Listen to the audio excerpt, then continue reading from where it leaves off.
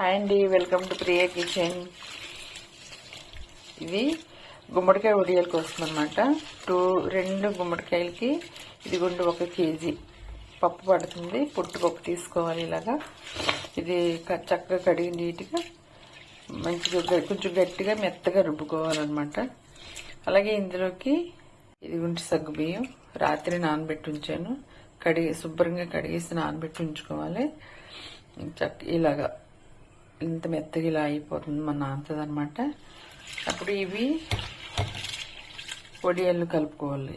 చూసారా, పప్పు ఇలాగంత నీట్గా ఇలా కడుక్కుని ఇంకా కొంచెం ఇసుక అది ఉంటుంది, గాలించేసుకోవాలి. శుభ్రంగా గాలించేసుకుని ఇలా కడుక్కుని ఇప్పుడు మిక్సీ పట్టుకోవాలండి మెత్తగా. పిండి ఇలా మిక్సీ పట్టుకుని ఇంత గట్టిగా రావాలి, అయితే వడియాలు పాకపోయినట్టు వస్తాయన్నమాట. 2 పెద్ద గుమ్మడికాయలకి 1 కేజీ పప్పు, ఇది 200 గ్రాములు పచ్చిమిర్చి తీసుకున్నాను. కొంచెం ఇవిగోండి గుమ్మడికాయలు 2 గుమ్మడికాయలు కోసి ముప్పేసి ముట్టకాయ చేసుకుంటే వడియాలు మనం ఎలా కావాలంటే ఏ షేప్లో కావాలంటే ఆ షేప్లో వస్తాయన్నమాట.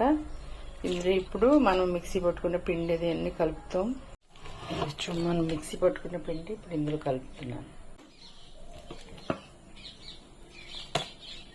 రాత్రి నానబెట్టుకున్నాం కదండి, నానబెట్టుకున్న సగ్గుబియ్యం కూడా ఇప్పుడు ఇందులో కలిపేయాలి.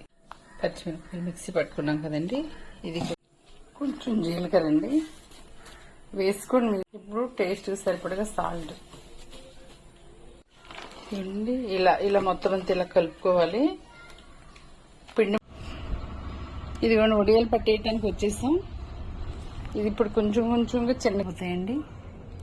మనకి ఇంచుమించుగా బాగా ఎండ కాస్తే మనకి ఒక 3 days 4 daysలో బాగా ఆరిపోతాయి అన్నమాట. ఇదిగోండి వడియాలు అయితే ఈ విధంగా పట్టేసాను. ఇలా 2 days ఆరబెడితే 2వ రోజు ఇలా తిరిగేసుకుని ఇదిగోండి వడియాలు ఎండిపోయినాయి. 2 రోజులు బాగా ఎండిది. తర్వాత ఇలా తీసేసాం అనమాట. అయిపోయింది. ఒక మంచి కంటైనర్లు స్టోర్ చేసుకుంటే సంవత్సరం అంతా నిల్వ ఉంటాయండి. చూడండి, ఇవి ఆరిపోయినాయి వడియాలు. ఈ రెండు కాయలు అనమాట.